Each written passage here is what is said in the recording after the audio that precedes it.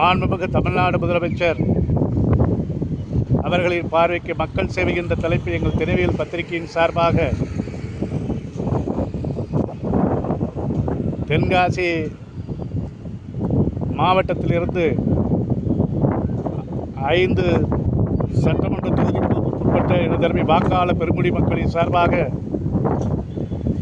மாண்புமிகு முதல்வர் ஜோசப் விஜய் அவர்களுக்கு வைக்கின்ற கோரிக்கை என்னவென்று சொன்னால், தமிழகத்துடைய அரசியலில் இதுவரைக்கு சட்ட ஒழுங்கை கையில் வைத்திருக்கின்ற முதலமைச்சர்கள் காவல் நிலையத்தில் தமிழ்நாட்டில் இன்று 38 காவல் நிலையங்கள் இருக்கிறது. ஒவ்வொரு காவல் நிலையத்திற்கும் நேரடியாக சென்று அதற்கான மக்களின் நண்பன் என்ற அந்த சேவை ஒரு தலைப்போடு எதிர் மாவட்ட காவல்துறை கண்காணிப்பாளர், துணை கண்காணிப்பாளர், இன்ஸ்பெக்டர், சப் இன்ஸ்பெக்டர், ஏட்டு காவல் அதிகாரிகள் இத்துணை பேரும் அங்கு பணியாற்றுகிறார்கள். ஆக முதல்வர் அவர்கள் நீங்கள் நேரடியாக வருகை தந்து ஒவ்வொரு காவல் நிலையத்திற்கும் நீங்கள் நேரடியாக சென்று காவல் நிலையத்தில் பணியாற்றுகின்ற தலைமை காவலர்கள் கீழ்மட்டத்திற்குரிய அத்தனை அதிகாரிகளுடைய சேவைகளும், அவர்கள் மக்களுக்கு எவ்வாறு தொண்டாற்ற வேண்டும், மக்களுக்கு எவ்வாறு சேவை செய்ய வேண்டும், மக்களுக்கு சட்ட ஒழுங்கை எப்படி எடுத்துச் செல்ல வேண்டும், சட்ட ரீதியாக மக்களுக்கு என்னென்ன சேவைகளெல்லாம் செய்ய வேண்டும் என்ற ஒரு கருத்தரங்கை முதல்வர் அவர்கள் தமிழ்நாட்டிலே முதலாக தென்காசி மாவட்டத்துக்கு நீங்கள் வருகை தர வேண்டும்.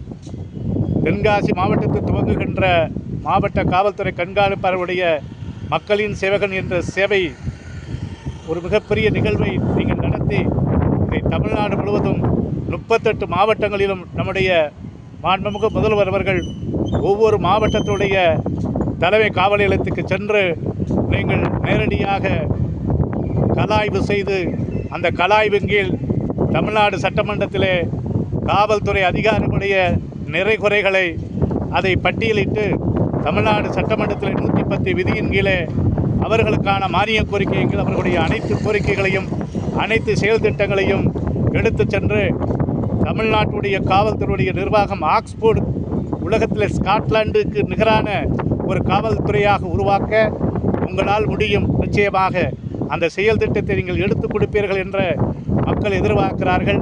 ஆகவே மாண்புமிகு முதல்வர் அவர்கள் தமிழ்நாடு முழுவதும் 38 காவல் நிலையங்களுக்கு சென்று ஸ்காட்லாண்டுக்கு நிகரான ஒரு காவல் நிலையத்தை உருவாக்க கிட்டத்தட்ட இன்னும் காவல்துறைக்கு பலாயிரக்கணக்கான படித்த இளைஞர்களுக்கு காவல்துறையில் வேலைவாய்ப்பு கொடுக்கக்கூடிய புதிய திட்டத்தை நீங்கள் அமல்படுத்த வேண்டும். ஓய்வு பெற்ற ஊழியர்களுக்கு மீண்டும் அதே இடத்தில் நிரப்ப வேண்டும். இன்னும் ஏட்டு என்ற பணியில் சப் இன்ஸ்பெக்டர் அவர்களுக்கான பதவியை உயர்த்தி கொடுக்க வேண்டும். இப்படி எண்ணற்ற அவர்களுடைய கோரிக்கைகள் இருக்கிறது. அதை அரசு முன்னெடுத்து அவர்களுடைய தேவைகளை அனைத்து செயல்படுத்திட மாண்புமிகு முதல்வர் அவர்களுக்கு எங்கள் தினவியல் பத்திரிகையின் சார்பாக கோரிக்கை அரசுக்கு சமர்ப்பணம் செய்கிறோம்.